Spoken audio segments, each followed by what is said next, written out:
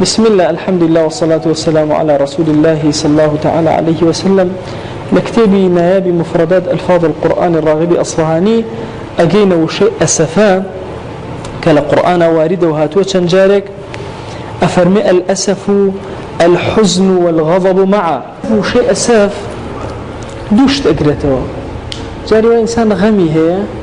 جاري توريا أم غمي شو تورشة غمي شي هيو تورشة هردو كان أجرته. وقد يقال لكل واحد منهما على الانفراد هند جربوا يكيش بكاري يكي تورا بيار بي أتري أسفة باشا يكي حزين بخفض بيار بي أتري أسف. وحقيقته ثوران دم القلب شهوة الانتقام حقيقتك أويك خواني ضل أجولات شهوتي انتقامتي بقوة أبي أيثر أليرا أسف تسبيئك. شهوة الانتقام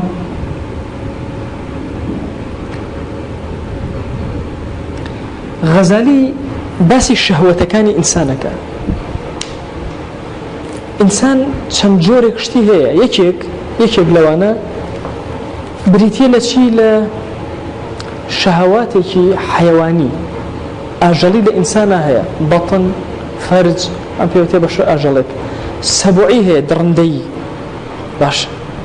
جاري وها إنسان خريك الرق برامرك أكوجه أما بشر درندي شهوتي درنداتي لإنسانك بشي إلهيته لإنسانه حزك بيت مليك حزك همو عالم رجال تنجي أما به همو إنسانك بين بيكرة قورة فكري بتوق نابه حزك طوب خركي زي ولا تنجي خويا به لا تنجي كسانه به أما طبيعتك لإنسانه بشا شيكيتي بشا إلهيكيتك لإنسانه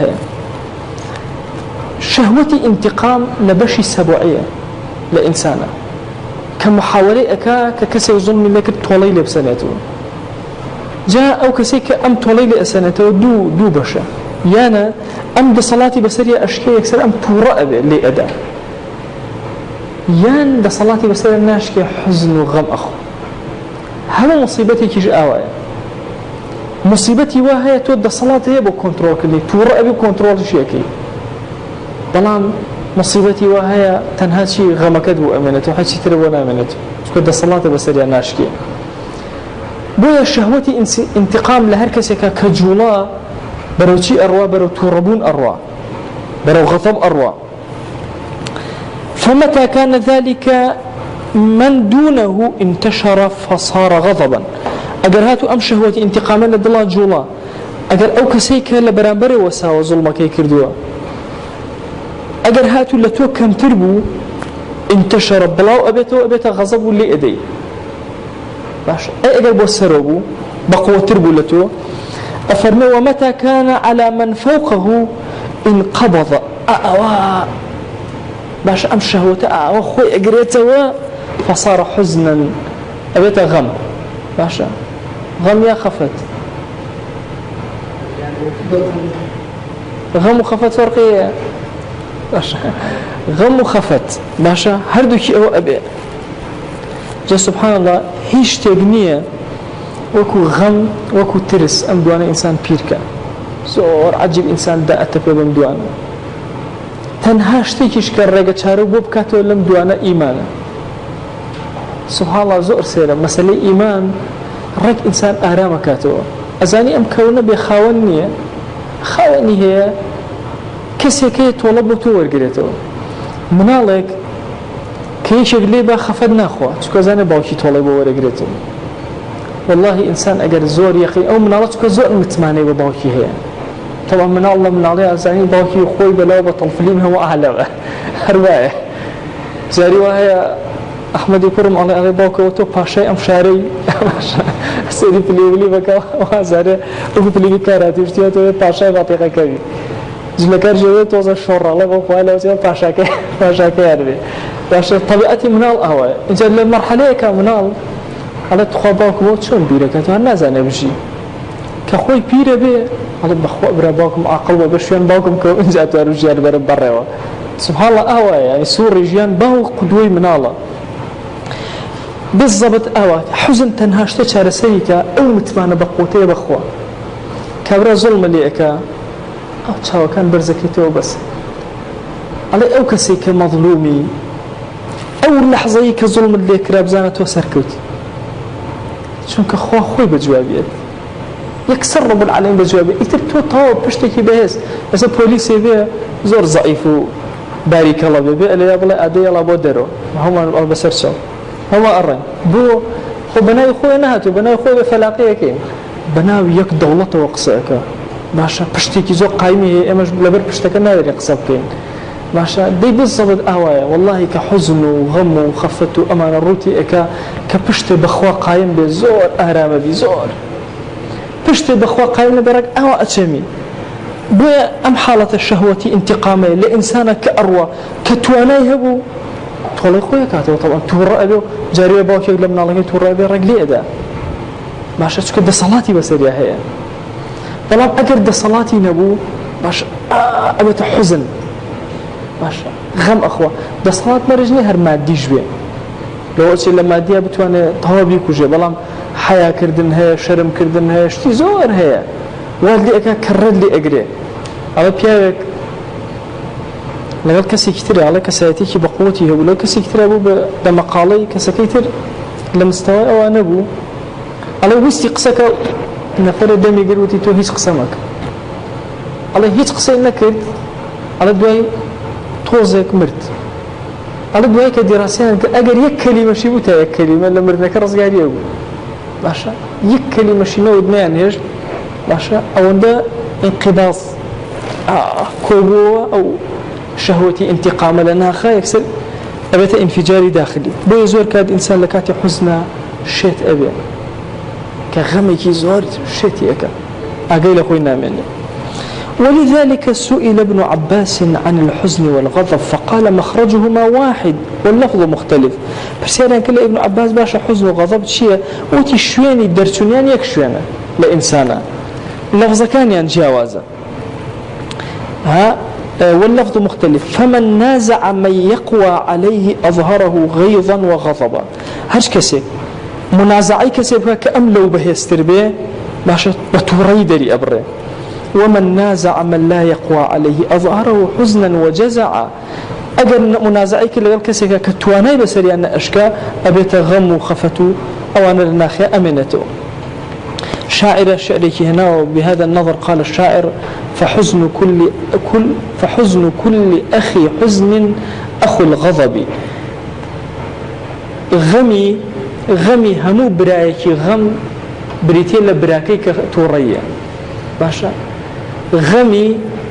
همو برايكي غم براكي خويتي كشي كتوريا يعني شي همو كسي كاتك أم حزن أخوان لغضبي كسي حزني خوالي هي براكي خوي أم دو كلمة برانين براكي خوي كغضب وايكر حزن بمبقين قال تعالى وقوله تعالى فلما آسفونا انتقمنا منهم كاتي إمان توشي أسف كرت إمان توشي غم كرت نا خوي قول توشي غم نابي بوسوك هو الأقوى أي فلما أغضبونا كاتي إمان تركت طالما لكرنا آسفونا اللي يبقى معناه شينايا بمعناه حزنايا چونك خوا أقوايا لسروا وخواروي ألانشي فلما آسفونا انتقمنا منهم يعني أغضبونا أبو عبد الله ابن الرضا فرويت إن الله لا يأسف كأسفنا لا يأسف كأسفنا أسفنا خوك إيما بلام لكن له أولياء يأسفون ويرضون كما الله أولياء هن كالزوية أوان أسف أخوان أوان راضي أبن فجعل رضاهم رضاه وغضبهم غضبه عليك أم آياتي خوي قرأ أسفنا داوة بناي خوي غضبي داوة بناي خوي كزنت وأنا أخوة توركا تنزيها بأخوة ابن الرضا فرمي كموسى كاظمة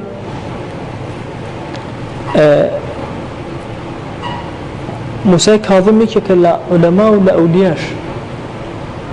سيري أسلم كان الشيعة استعمال أم كلماتنا أكاد بو غير جيغي خوي وبو أغراضانك السياسي أولادي بيغمري صلى الله عليه وسلم وآلي أو بكار يعني لا حقيقة أم بيغانا زور قورا زانت شون أي نزاهت بخوا أو بك على أولياء هنخوا لسر زويا أم أولياء أنا خلق توريان كا توشي حزنيان كا توشي رضايان كا راضيان كا خوا بما راضي أبي خوا بما يعني تورى أبي بيا أم آياتك فرن فلما آسفون انتقمنا منهم يعني أولياء خوا توشي أسفون وتريبون خوا انتقامي لسنت لرا أكاتا تقديري مضاف أما القرآن تقديري مضاف منزورة يخادعون الله والذين آمنوا باش كافر منافقة وانا خدع لأخوابك يخادعون الرسول الله والذين آمنوا الرسول الله يا محذوف أبي وزوري تلقات كان القرآن كبوشي وازي مضافتي أنا حذف أكريه في الزمان العربية هي وكيشو قرفتي كي زوري لدير زمانه وهي لبيني فكرة سلفيتك وفكرة تصوفيك باش هدو كان آية أمشتانوك أخوان لقرآن دانينو وتنزيه كل خواب كين يان بين تأويل بكين مثلا تسمى مضافك تغييرك هر شوازة لتأويل كان بكين طبعا هدو كيشان قصي خوانيان هي أدلة بقوتي خوانيان هي حتى أو مسألة مقنعة موازور داخل بد عقيدانية أو مسائلنا ولو وردكاري عقيدانية يعني لا أساسيات وأصوليات عقيدانية بونونا أجر هيك برسالة كذا لبيغمري صلى الله عليه وسلم بيوت يا رسول الله ما الإيمان أو أن تؤمن بالله وملائكته وكتبه ورسله واليوم الآخر وبالقدر خيره وشره مثلا أما إيمان فيها بالطواء لولا نبو دواتر إثر أما وردكاري علمي كلامه أو والله أجر وانا كأنه نابي خوا أو مثلا أو هر إيش من بوانا النية والله إيمان أويا كدلة بجولة نبو عبداتي أحسب روح شيء كتابي عقيدة بخوانه زرّي إيمان زيانك عشان جير أخوي يعني أوهم أخواني توا وات لنايا كتو بتخات إيش بتخات خزمت بوتنك أو علمي كلامه شركا أو شركا لقال أو سوديني ناجون حتى بسيرك للشيخ بن باز رحمة الله عليه قال إن بو كتابي عقيدة أخوانه إيمان من بهزنا به زور هول أداة جواباته وبلام جوابه مقنع النية أو عمر سليمان العشقر أشقر كتابك أو اللي يزورت باسي أو أكا كإيمان أو محركي للداخل إنسانا كأوجولين إنما النسيء زيادة في الكفر زيادة إيمان هي زيادة كفر هي كي ناخد متماني بخوا زور قايم بو لخوتو عبدايتي زوركي كو إيمان أو متماني كتو بخوا دروسي أكي يعني أستوى لو كاتانيك لاني إيمانيت برزدته كتابي عقيدة زور أخوانيته نا والله لخو متمانات بخوا زور قايم أبي جاري وهي نيجي أكي رج جنة ونارية بيشاود عشان محاسبة إخواتك أخوانيته والرأية بيشاود شون محاسبتك كأفرم فلا نقيم لهم يوم القيامة وزنا رجية بيشاود كتو يك وزن بوشكيك نيلا ترازي خوايا أما أولا أنا عقيديك إنسان بجولاني لا أنا ماديك هر أونديته انحرافنك إلى عقيدة أهل السنة والجماعة باش إثر أول دكاري تأويلات ونأذان مشيو والله مشغول كرنا وتأتي لم زمانه أما فرياناك أو ما كله حتى يصير مناقشة وأكرر أمرين فريا أو ناكين نا والله أرسل الله يكي هوراميش بأم لاش بعمري دريجة أو مشهورة جاء أول ما كم كاك أو 15 صالة جيان أبيت السر فريا هم ونقاشات وهناك ورا ناخ كده بمزرنا بوي ليرة أبو عبد الله ابن الرضا إمام موسى كاظم أفرمتي خوي جورا أسفي وكو أسفي يمنية حاشاه بلكو أولياء كاني توشي أسف بن توشي رضاء بن إن جاء الرضاي أوان الرضاي خوايا غضبي أوان غضبي خوايا قال وعلى ذلك قال من أهان لي وليا فقد بارزني بالمحاربة إمام موسى أفرمي هل برأ ميا بيغمبري خواه صلى الله عليه وسلم فرويتي هركس إهاني وليقل أولياء من بكا فقد بارزني بالمحاربة أمر روايته ضعف كتاية أو روايتك صحيحة أفرمي من عاد لي وليا فقد آذنته بالحرب باشا من عاد لي وليا فقد آذنته بالحرب أو كسد جايتي وليقل وليكاني من بكا فقد آذنته بالحرب طبعا ملاحظيك كان خلطي إما نقطة كيلة مسألة ولية وأزلنا بلكارباري الدنيا شاتو منازعة لغا وليا بكي أصحاب لقال لك ترى أحسن أولياء يصير زي أصحابه مشاجرة أنا أقول لسه الدنيا خوش لك انتقام لكسي أن أسن بل فقد آذنته بالحرب خالد وعمار شر النبو بلال مثلا كي شر النبو أبو ذر كي شر النبو باشا منازعان من عاد الولي لولايته يعني في ولايته أو كسر لبر ولايتك لبر دين بسيدجاتي أو كسبك فقد آذنته بالحرب باشا لبر دين لبر ولايتك بسيدجاتك أو كاتتوشي أو حالة أبي جاء تبيني أو كانك فمن عاد لي وليا كسيك ويكي ولي منه أو معاداتي أكا يعني لبر ولايتك بك جاتوشي أو حالة أبيك خواهي قرأ انتقامي لبسني باش كابو وتمان آسفونا بمعنى شيء غضبي أولياء أو أنا أو أقريتوا أو تدليل كثير أنت وقال تعالى من يطع الرسول فقد أطاع الله فيوستك ببيك إطاعي في غنبري خوابك صلى الله عليه وسلم إطاعي كيو كردوا خواهي قورت كردوا بهاو شيء أم آياتا إمام موسى أفرمي تفسيري أو ما بوبك أفرمي كآسفنا بمعنى أونا خوا خوي تورا بكري باشيان خوا خوي توشي حزن بكري إن جاء أفرمي وقوله تعالى غضبان أسفا أو موسى قرايا وغضبان أسفا تورشو أسفيش أسيف تشيا غضبان ويستعار للمستخدم المسخر باشا أو كسيك بكار إيهان تسخير هجد صلاتي نية أو كسيك بيوتي أسيف ولمن لا يكاد يسمى باشا فيقال هو أسيف أو كسيك يعني ناكري حتى ناوي لبندي بيوتي أسيف كأوندا مسخرة أوندا أويا بيوتي أسيف وشيء غضبان أسفا الليرة لبري وشيء غضب خوي هاتوا كوابو أسفك بمعنى شيء وأنا حزن موسى عليه السلام كقراية وتورا غنبار زور غنبار تورا قومي بجي بيليو برويتو دوهي تابيتو تورا أوهم موجياني لقرا سر بتشاوي سر فرعون بني وخنكاو جوركا وفرسي أخي جوركا فرسي وحشا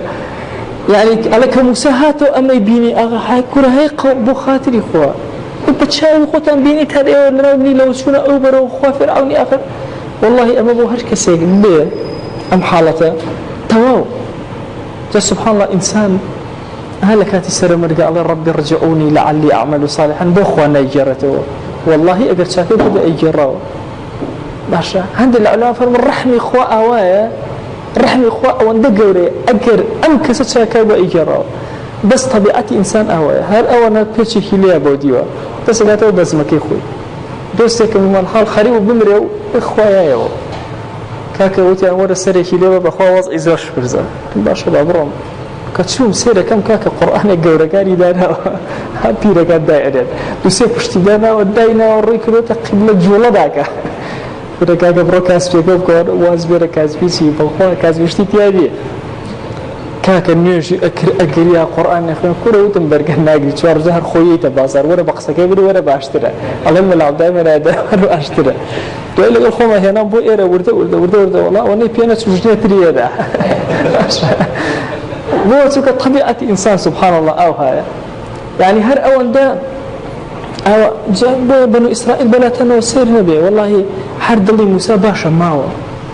تور قومي أولا لقضي أنا بخريبي أولا مانوبي أو ما صبحان دي برام باسي أكل أيو تشوما كيوي تور أيو طبعا قشتياري هم جيانا ستا كيوي تور أيو لسر كيوي تور خور أولا بني تو يتدروا أي زور سيدة أي لا يشوني هذي ماشتي وادس ناكي أي الرجع اعتيادي أشيك أن أوصى معيك موسى عليه السلام قصيلة الخوايا كردو لكي تورا على رك خور أولا بنجرة كانوا سيكي لبنا وورده على كجيشت النوراسي أسمان بشرني لا أخوي بقري أو ندقرمه على ويتيانية إن جاء لك تشو الري هزاران كزلبه ورجعناها وأجرن أبي الشو بري لقال نجي باني كرت توزع سيري خورك أو توزع يتدروا تبقى بالراكبيت خوارو على أويتيانا شو خور دركو طاو هات باش تشكاو أسوتي على التنها اللي كمال خلق هم جلێکی سپیان لەبەر و دەموچاوی خۆیان ئەوە کردووە ئەڵێ بەس ئەوانە وشتری سپیش ئەتوانێت لێ بمێنێ ئەڵێ وشتری سپی نەبێ بەرگەی تەحملی ئەو شوێنە ناکە ئەوەندە سەخت و زەحمەتە جاڵەوانە وشتریان پێ خەڵک ئەگوێزنەوە لەو بینانە ئیتر ئەڵێ وە نییە تۆ بڵێ ئەڵێ ئەوەندە ئەوروپی تێ تەسەور ناکەی ئەڵێ عەقڵ نایبڕە چ ئافرەتێکی سافرە و ڕوت و ئەوانەیەتە ئەوێ بەس بۆی بینینی خۆر کاتێ چۆن یەتە دەرەوە چکە بۆ ئەڵێ لای هەموو ئەدیانەکان ئەمە مقەدەس هەموویان لە عالەمەوە ئەڵێ شوێنی گەشتیاری زۆر بەقووەتە ئەو کە چوون ئەوەندە سەخت بوو ئەو زۆر کەس ئەو پێڵاوی نەئەمای بووە لە ڕێیە پێڵاو هەیە بۆ فرۆشتن لە زۆر شوێنە ئەو پێڵاوەکان هەمووی ئەڕوا ئەو زۆر بەردێکی سەعب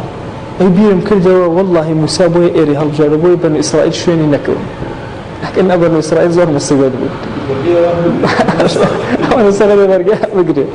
بس سبحان الله لە تەیها يعني خۆی گەورە عقوبەی ئەم قەومەیدا لە شوێنێکی وەکو هەڵەبجە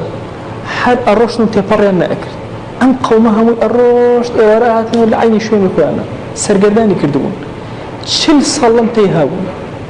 موسى عليه السلام ليه وفاتي كده هارون براي ليه وفاتي كده للزمان يوشع هاتن درو يعني سبحان الله برو برو برو برو برو برو أتشون يعني أمر درسون كإيوران لي أسر كان لعين شون جاء الجلال اللهم اطوي عنا بعد السفر كما يخوى صلى الله عليه وسلم كالسفر كده بل إخوة بومان كل كيتو دوري سفر أجر إخوة كل نكاتو كل ما بيتو دور أخوة كل نكاتو تو أجر بسيتو بومالو تبريتو نيجي عشابة سر كيرسل لبدر جاكاي شو خذ الله أتقي ماشى دور لتيها أو تشل صال بو تشل صال أول شيء هم مرت يكسيتيانا ما أول شيء نوع لتيها كبرش ها يكسيان ما لو تيها رزقاري أنه هو أقوى ده ماشى جاء مدتي أمو صحوة إسلامية أمو لكردستان الله تيها كبنو إسرائيل هذه هنو أرنو يلو شيري خوال يا مسلمان وتي والله تيها كباشترو وتبو وتي بس قائدي أنا هو قائدي شو هذا الشيء كده وفلق الأرض هريك وبلاك وأريد عيد الشيء أوان بيج اتجاه الرشد شون قائدي خوينا كوتن بس سبحان الله درسوني أنا عقوبة خو بنا من دل عقوباتي أما دل بس وصلى الله على سيدنا محمد وعلى آله وصحبه وسلم